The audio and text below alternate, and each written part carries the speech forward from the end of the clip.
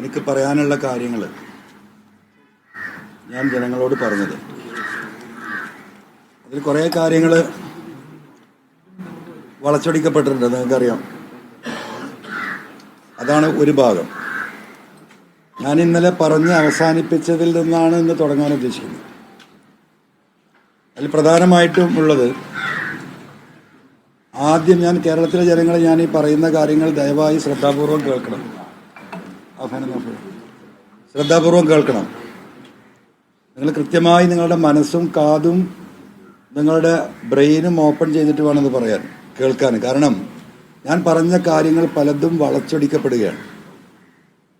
അതിൽ പ്രധാനമായിട്ട് ആദ്യം നിങ്ങൾ മനസ്സിലാക്കേണ്ടത്, ഞാൻ പിണറായി ഗവൺമെൻറ്റിൻ്റെ മോശപ്പെട്ട പ്രവർത്തികളെയും പിണറായിസത്തെയും കേരളത്തിലെ പോലീസിലെ ഒരു വിഭാഗത്തെ RSS വൽക്കരണവും മലപ്പുറം ജില്ലയിൽ ആ പോലീസ് എടുത്തുകൊണ്ടിരിക്കുന്ന ന്യൂനപക്ഷ വേട്ട ഉൾപ്പെടെയുള്ള വിഷയങ്ങളും വിശദീകരിക്കുന്നില്ല, എല്ലാവർക്കും അറിയാം.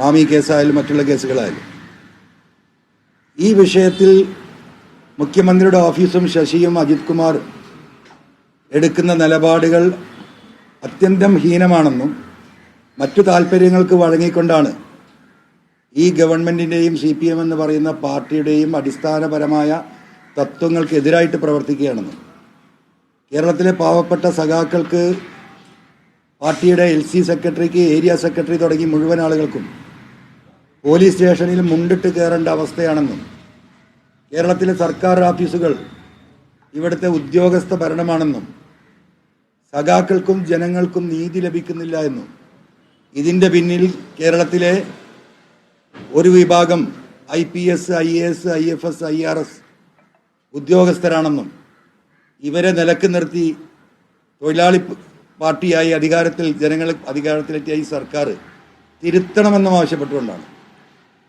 ആ നിലപാടിൽ നിന്ന് ഈ നിമിഷം വരെ ഞാൻ മാറിയിട്ടില്ല. ആ നിലപാടിൽ പ്രതിഷേധിച്ചുകൊണ്ടാണ് ഇവിടെ വന നിയമ ഭേദഗതി ബില്ല്, നിങ്ങൾ കേൾക്കണം, എനിക്ക് പറയാനുള്ളത് കേരളത്തിലെ ജനങ്ങളോടും എൻ്റെ നിലമ്പൂരിലെ മലയോര ജനങ്ങളോടുമാണ്. ഇവിടെ ഒരു പുതിയ ബില്ല് കൊണ്ടുവന്നു, അമെൻമെൻറ്റ് കൊണ്ടുവരിക. ഒരാളും അറിഞ്ഞിട്ടില്ല, ഒരു പ്രതിപക്ഷവും അറിഞ്ഞിട്ടില്ല. ജനങ്ങളെ ആകെ ബുദ്ധിമുട്ടിലാക്കുന്ന ബില്ലായിരുന്നു അത്. അമെൻമെൻറ്റാണ്. സാധാരണ അത്തരത്തിലുള്ള ഒരു അമെൻമെൻറ്റ് കൊണ്ടുവരുമ്പോൾ അത് പത്രത്തിൽ പരസ്യം ചെയ്യണം, വില്ലേജ് ഓഫീസുകളിലും പഞ്ചായത്ത് ഓഫീസിലും ഫോറസ്റ്റ് ഓഫീസിലും ആളുകളുടെ അഭിപ്രായം തേടാനുള്ള സംവിധാനമുണ്ടാക്കണം. ഇത്തരം കാര്യങ്ങൾ ഫോളോ ചെയ്ത് പൊതുജനത്തിൻ്റെ അഭിപ്രായം അറിഞ്ഞിട്ടാണ് അത്തരത്തിലുള്ളൊരു അമെൻമെൻറ്റ് കൊണ്ടുവരിക. പക്ഷേ ഇരുട്ടിൻ്റെ മറവിൽ ഗസറ്റിലെ ഒരു 4 വരിയിൽ ഒതുക്കി ഒരാൾക്ക് പോലും ഭൂതക്കണ്ണാടി വെച്ച് നോക്കാൻ കഴിയാത്ത വിധം ഗസറ്റിൽ മാത്രം പബ്ലിഷ് ചെയ്തുകൊണ്ട് നിയമസഭാ സമ്മേളനത്തിൽ ഉച്ചയ്ക്ക് നിങ്ങൾക്കറിയാം MLA മാർ ഭക്ഷണം കഴിക്കാൻ ഞങ്ങളൊക്കെ പോവും. അപ്പോൾ ചിലപ്പോൾ അവിടെ ഇത്രയും 90 ചില്ലാനം MLA മാർ ഈ ഭാഗത്തുണ്ട്, അപ്പുറത്ത് 40 ആളാണ് ഉള്ളത്. ആ ബില്ലിൽ ഈ പറയുന്ന ആളുകളിൽ 50% പോലും ഉച്ചഭക്ഷണ സമയത്ത് ഉണ്ടാവാറില്ല. ഈ ബില്ലൊരു വലിയ സംവിധാനം, ഒരു ചർച്ചയായിരുന്നെങ്കിൽ എല്ലാവരും കാത്തു നിൽക്കും. പക്ഷേ അതിനെ മൂടി വെച്ചുകൊണ്ട് വളരെ രഹസ്യമായി നിയമസഭ പാസ്സാക്കിയെടുക്കാനുള്ള നീക്കമായിരുന്നു ഈ ഗവൺമെൻറ് ചെയ്യാൻ പോയിരുന്നത്. ഞാൻ ഈ വിഷയത്തിൽ ഇടപെട്ടുകൊണ്ടിരിക്കുന്ന ഒരു വ്യക്തി എന്ന നിലക്ക് ഈ ഗസറ്റ് പബ്ലിഷ് ചെയ്യുന്ന പ്രസ്സിൻ്റെ അകത്ത് ഒരു നല്ല മനുഷ്യൻ, ഒരു മലയോര കർഷകനുണ്ടായതുകൊണ്ട് അദ്ദേഹമാണ് എന്നെ വിളിച്ച് പറയുന്നത്, ഇങ്ങനെ ഒരു ബില്ല് വരാൻ പോകുന്നുണ്ട്, ഒരാളും അത് അറിഞ്ഞിട്ടില്ല, ഈ രീതിയിലാണ് അത് വരാൻ പോകുന്നത്.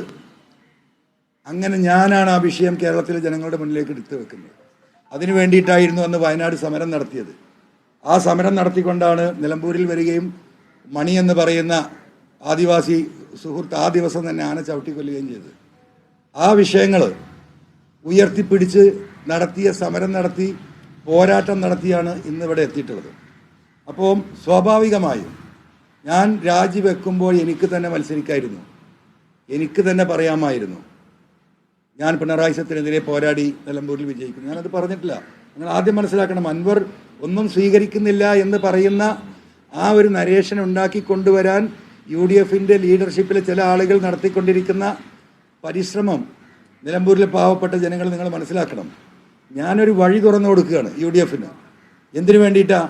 ഈ മലയോര മേഖലയിലെ വിഷയങ്ങൾ ഉന്നയിക്കാൻ ഞാൻ മാറി നിൽക്കുമ്പോൾ കഴിഞ്ഞ കുറേ കാലങ്ങളായിട്ടുള്ള വിഷയമാണ് മലയോര മേഖലയിൽ. കോൺഗ്രസിനെ കൈവിട്ടു മലയോര മേഖല, എസ്പെഷ്യലി കുടിയേറ്റ കർഷകർ. എന്താ കാരണം? നിങ്ങൾക്കറിയാലോ, ഈ ബഹുമാനപ്പെട്ട UDF ചെയർമാൻ ശ്രീ VD സതീശൻ്റെ നേതൃത്വത്തിൽ ഇവിടെ ഒരു ഹരിത MLA-മാരുണ്ടായിരുന്നു. ഇവിടെ ഗാഡ്ഗിൽ കമ്മീഷൻ റിപ്പോർട്ട് വരുന്ന സമയത്ത് കേരളത്തിലെ മലയോരം മുഴുവൻ അതിനെ എതിർത്തപ്പോൾ അതിനെ ആ ബില്ലിനെ അനുകൂലിച്ചവരാണ് ഈ പറയുന്ന ഹരിത കർഷകർ, ഹരിത MLA-മാർ. അന്ന് VD സതീശൻ എടുത്ത ആ സ്റ്റാൻഡ് കേരളത്തിലെ ഈ മലയോര മേഖലയിലെ കർഷകരും കുടിയേറ്റ കർഷകരും അങ്ങനെയാണ് കോൺഗ്രസിനെതിരാവുന്നത്. കോൺഗ്രസിലെ വിശ്വാസം നഷ്ടപ്പെടുന്നത് അങ്ങനെയാണ്.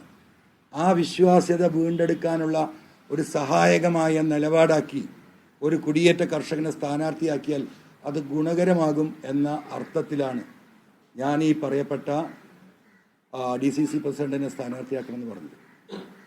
പക്ഷേ അത് നടപ്പിലായില്ല എന്ന് മാത്രമല്ല, ഇവിടെ ഈ പറയുന്ന സ്ഥാനാർത്ഥി ശരിയാവില്ല എന്ന് ഞാൻ പറഞ്ഞു. അതാണ് ഇവിടുത്തെ ഏറ്റവും വലിയ വിഷയം. അത് എന്തുകൊണ്ടാണ് ശരിയാവില്ല എന്ന് പറഞ്ഞത് വിസ്തരിക്കപ്പെടേണ്ട സമയമാണിത്. ഇപ്പോൾ വിഷയം അതല്ല. ആ സ്ഥാനാർത്ഥിയെ നിർത്തിക്കൊണ്ട് പോയാൽ അവിടെ ജയിക്കാൻ കഴിയില്ല എന്ന ഉത്തമ ബോധ്യത്തിൻ്റെയും കൂടി അടിസ്ഥാനത്തിലാണ് ഞാൻ പറഞ്ഞത്. അത് നമുക്ക് വിശദീകരിക്കപ്പെടാം. ഞാൻ കാരണം പോയിന്റുകൾ നോട്ട് ചെയ്ത് കൊണ്ടിട്ടുണ്ട്. കാരണം വൈകാരികമായി ഞാൻ സംസാരിക്കുന്നു എന്ന് ഒരു വിഷയം സ്വാഭാവികമാണ്. ഞാൻ വായുകൊണ്ട് സംസാരിക്കാറില്ല. ഞാൻ എൻ്റെ ഹൃദയത്തിലുള്ള കാര്യങ്ങളാണ് പറയാറുള്ളത്. ഇവിടെ ചില രാഷ്ട്രീയക്കാരൊക്കെ നടത്തുന്നത് പോലെ ഉള്ളിലൊന്ന് വെച്ച് പുറത്തേക്കൊന്ന് പറയാൻ എനിക്ക് കഴിയില്ല. എൻ്റെ മനസാക്ഷിക്ക് ബോധ്യപ്പെട്ട കാര്യങ്ങൾ ഞാൻ അറിയാതെ പറഞ്ഞുകൊണ്ടേയിരിക്കും. അതുകൊണ്ട് ചില വാക്കുകൾ എൻ്റെ അടുത്തുനിന്ന് എന്താ പറയുക വൈകാരികമായി തെറ്റിപ്പോകുന്നു എന്ന വിഷയമുള്ളത് കൊണ്ടാണ് ഇന്ന് ഈ ഒരു ഇത്രയും ക്രൂഷ്യലായ ഒരു സമയത്ത് ചില പോയിന്റുകൾ നോട്ട് ചെയ്തിട്ട് തന്നെയാണ് ഞാൻ നിങ്ങളോട് സംസാരിക്കുന്നത്. അപ്പം ഞാൻ ആ ഉദ്ദേശത്തോടു കൂടിയാണത് പറഞ്ഞത്. ആ ഉദ്ദേശത്തെ ഇവിടെ എന്താണ് പറയുക പൂർണ്ണമായും തിരസ്കരിക്കപ്പെട്ടു.